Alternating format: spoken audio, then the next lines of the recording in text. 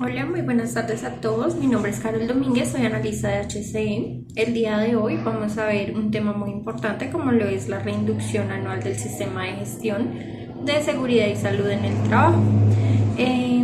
Esto quiero que tengan claro que lo hacemos primero por el tema de autocuidado que ustedes deben tener dentro de sus actividades y segundo por dar cumplimiento a un requisito legal del decreto 1072, donde en el artículo 2, 2, 4, 6, 16 nos dice que toda la organización o todos los miembros de la organización deben conocer el sistema de gestión, cómo funciona, cuáles son sus políticas, cuáles son sus objetivos en temas de seguridad y salud en el trabajo.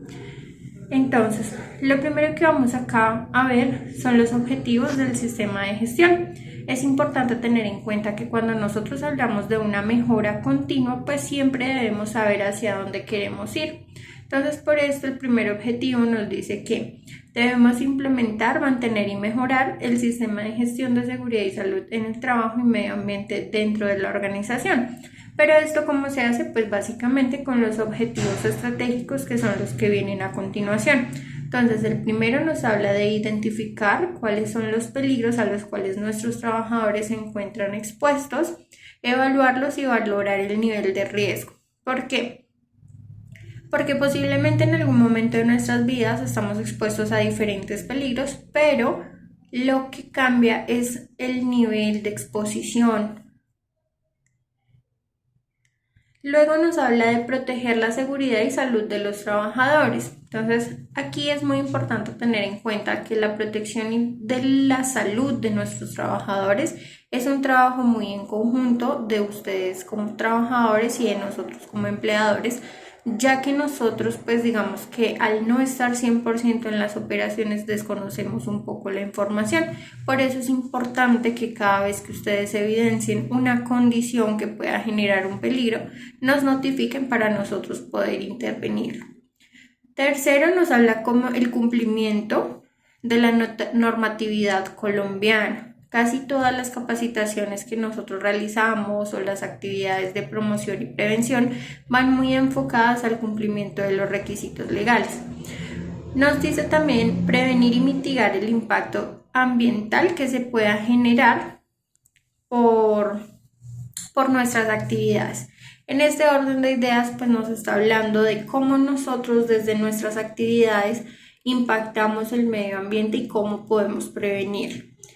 Y por último, nos dice que proporcionar los recursos. También es importante tener en cuenta que cuando nosotros evidenciamos una condición que no es segura, también tenemos que brindar los recursos necesarios, ya sea para un arreglo de un equipo, de una máquina, el cambio de los elementos de protección personal o cualquier situación que pueda afectar, pues digamos, el bienestar de las personas. Entonces, todos los recursos siempre deben estar por parte de la organización.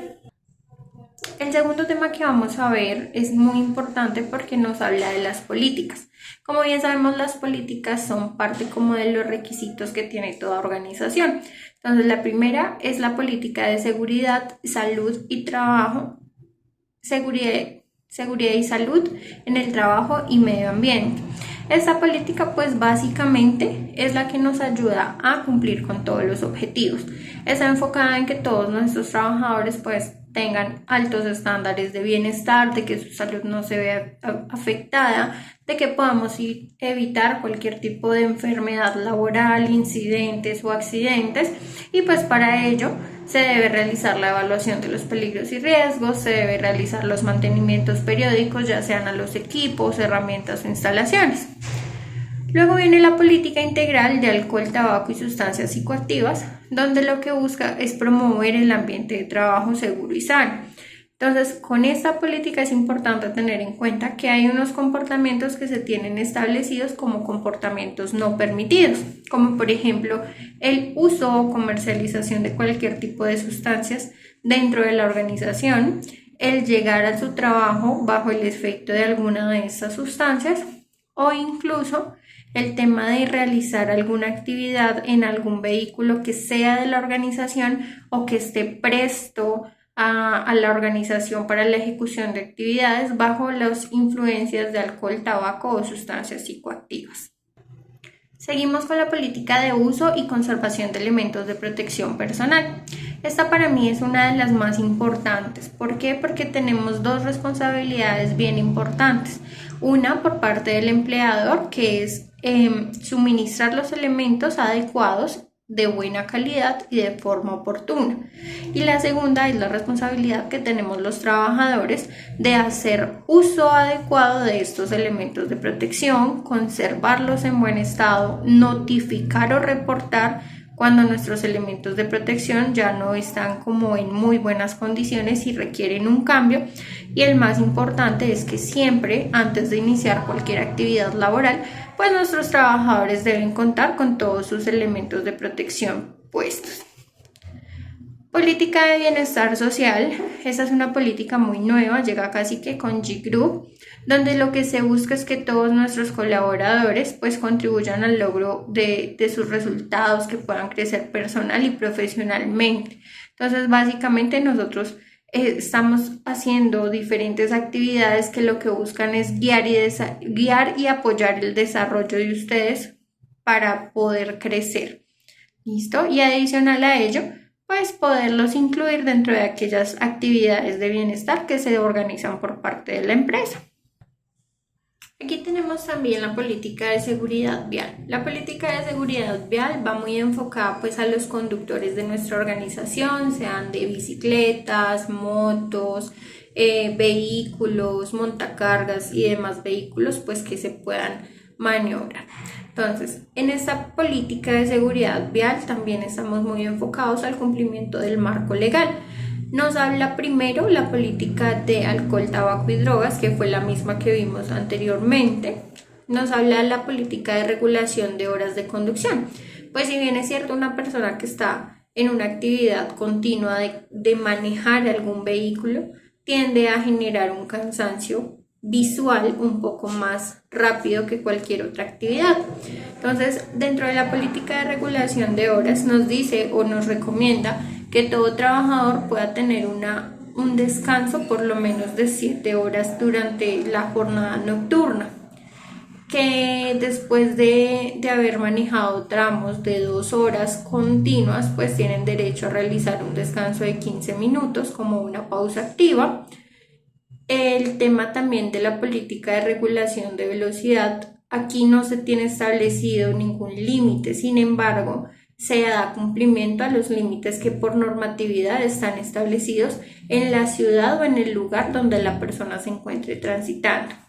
Tenemos la política de uso de cinturón de seguridad para los conductores de vehículos y montacargas y la política de no uso de equipos móviles durante la realización de la conducción. ¿Por qué? Porque si bien es cierto, hoy en día se vienen incrementando las tasas de accidentalidad por el uso de dispositivos como celulares, tablets, radios con pantallas LED y demás.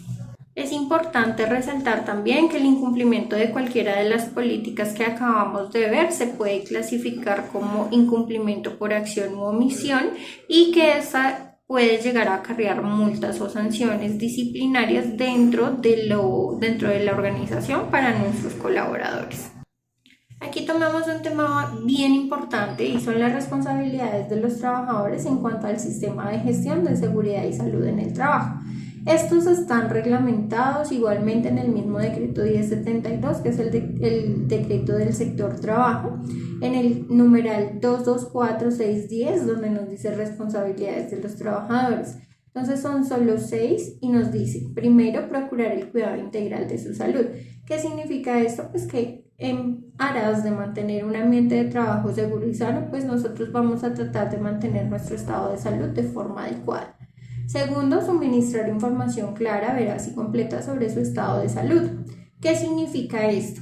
Que si, por ejemplo, un día me levanté enfermo, que definitivamente no me puedo ni levantar, que me duele todo el cuerpo, que estoy bastante congestionado, que mejor dicho, estamos mal de salud, pues no significa que debamos llegar al trabajo de esta manera. Sin embargo, sí se debe notificar de forma oportuna para que desde la organización pues se pueda tomar una medida y no dejar de prestar un servicio al cliente.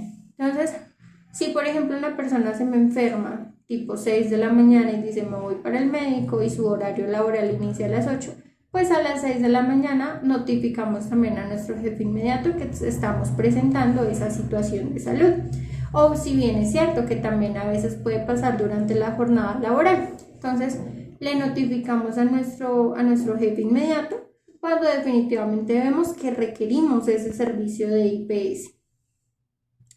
Tercera responsabilidad, cumplir con todas las normas y reglamentos del sistema de gestión de seguridad y salud en el trabajo. La cuarta, informar oportunamente cualquier peligro o riesgo que se pueda presentar en el lugar de trabajo. Como les decía anteriormente, nosotros somos responsables de notificar esas condiciones que coincidimos o que en algún momento sentimos que nos puede generar un daño, para que nosotros como empresa pues ingresemos a intervenir con el cliente y busquemos una solución adecuada para que el peligro o se minimice o se elimine totalmente.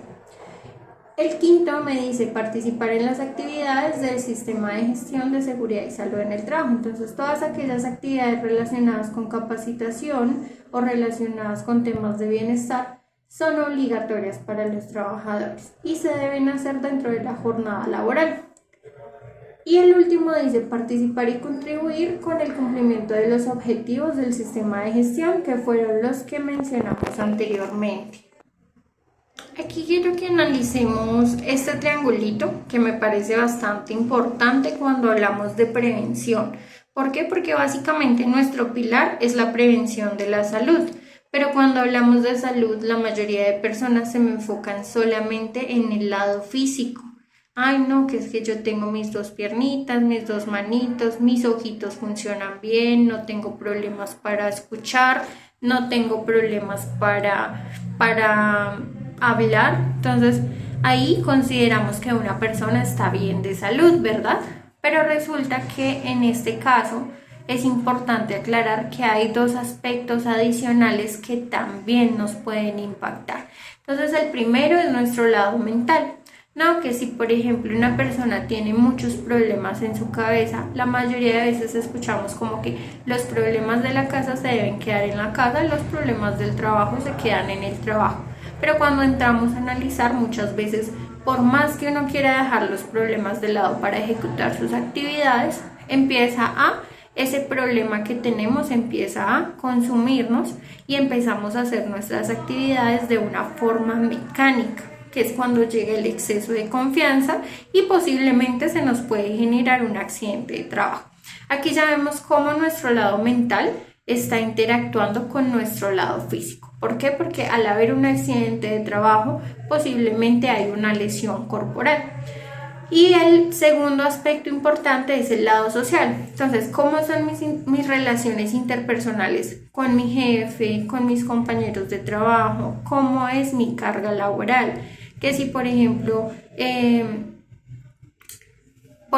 tengo un maltrato, que yo llego al trabajo y hago las cosas por hacerlas, pues cuando empieza a haber esa situación, también es más probable que una persona esté propensa a sufrir de un accidente laboral.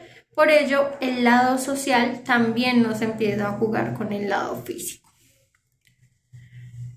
Tenemos este otro punto que es qué es un peligro y qué es un riesgo. El punto que muchos en algún momento de nuestra vida confundimos, incluso nosotros como profesionales, algunas veces también tendemos a tener la confusión, pero es muy sencillo.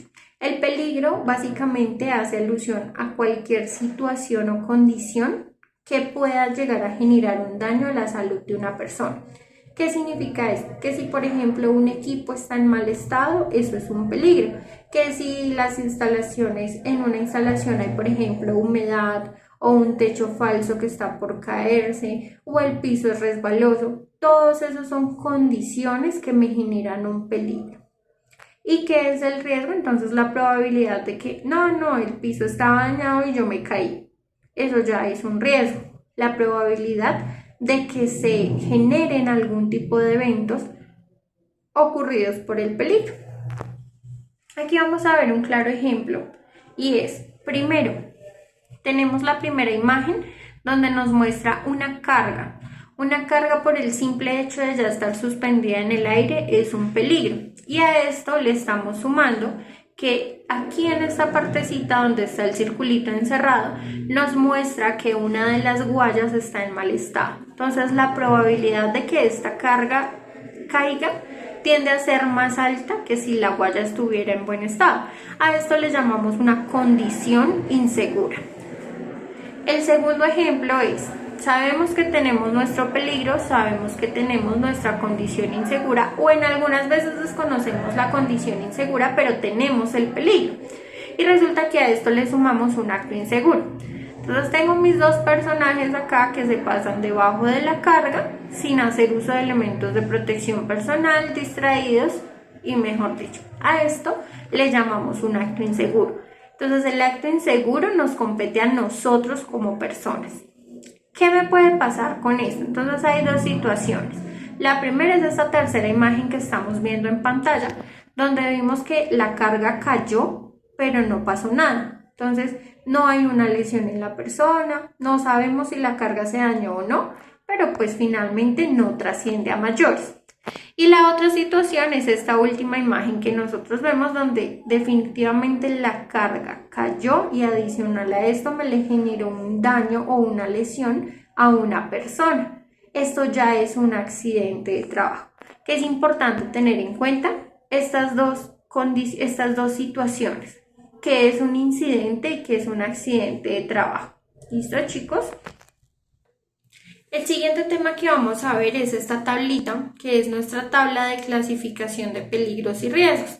Entonces, en la parte superior me dice que nosotros tenemos exposición a 7 tipos de peligros: biológico, físico, químico, psicosocial, biomecánico, condiciones de seguridad y fenómenos naturales, ¿sí? Pero de cada uno de estos 7 peligros me genera unos nuevos peligros, como por ejemplo la exposición a virus, hongos, riquezas o parásitos. Eso viene siendo parte de los biológicos. Dentro de los físicos encontramos, por ejemplo, exposición a ruido, a iluminación, a temperaturas, vibración, radiaciones solares y demás. En el riesgo químico está, por ejemplo, el tema de manipulación de cualquier tipo de sustancia considerada como sustancia química.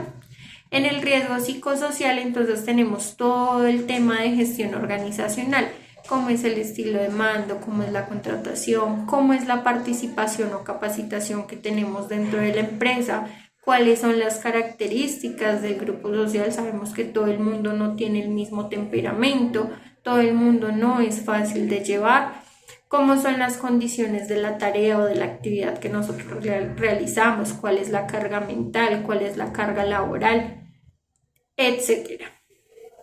Luego tenemos riesgos biomecánicos, que hacen alusión a todo el tema de higiene postural, que si mis posturas son prolongadas, mantenidas, si son forzadas, si tengo que hacer un esfuerzo, si tengo que hacer levantamiento de cargas, si tengo que realizar movimientos repetitivos, etc.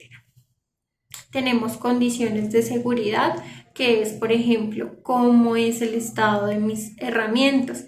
Se encuentran en buen estado, de pronto hay que hacerles mantenimiento, se les está realizando el mantenimiento.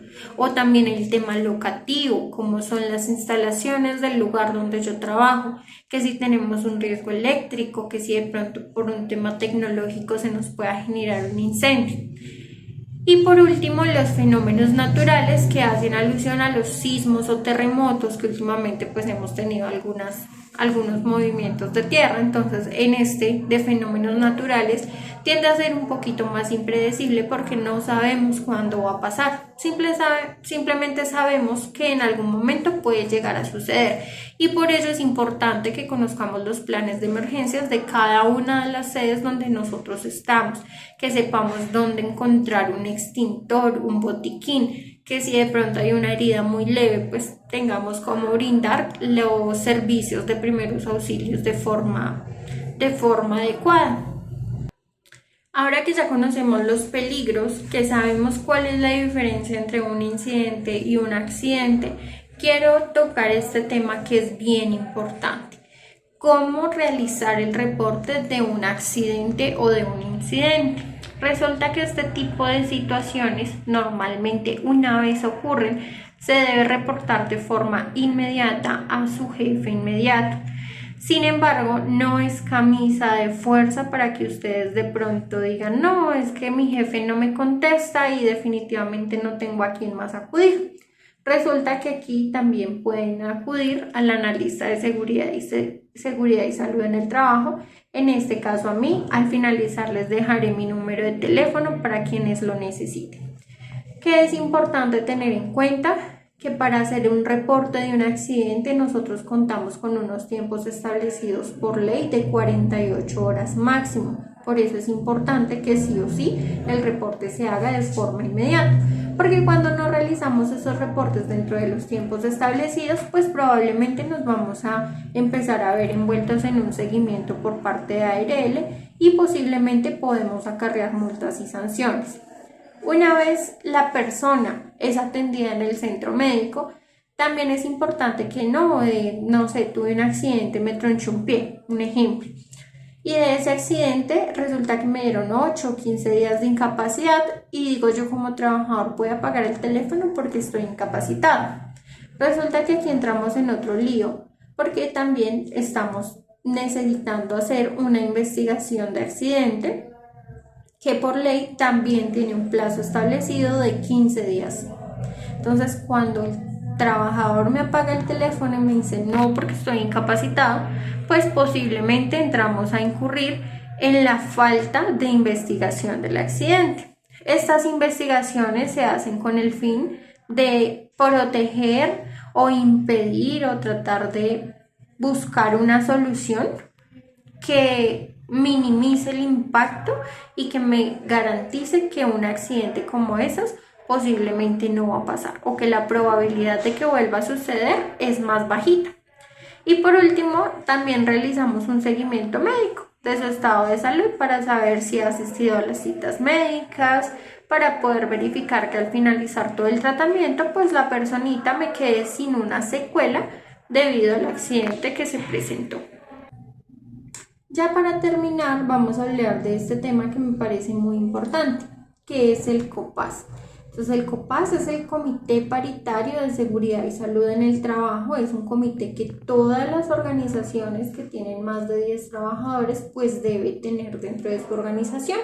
Y básicamente es un organismo que se encarga de velar por el funcionamiento del sistema de gestión de seguridad y salud en el trabajo. Entonces, en nuestro caso, como somos una empresa con más de 1000 trabajadores, pues tenemos 4 representantes de los trabajadores y 4 representantes del empleador, y a su vez cada uno de ellos debe tener un suplente para poder efectuar, pues digamos que las reuniones que mes tras mes se deben realizar para seguimiento del sistema.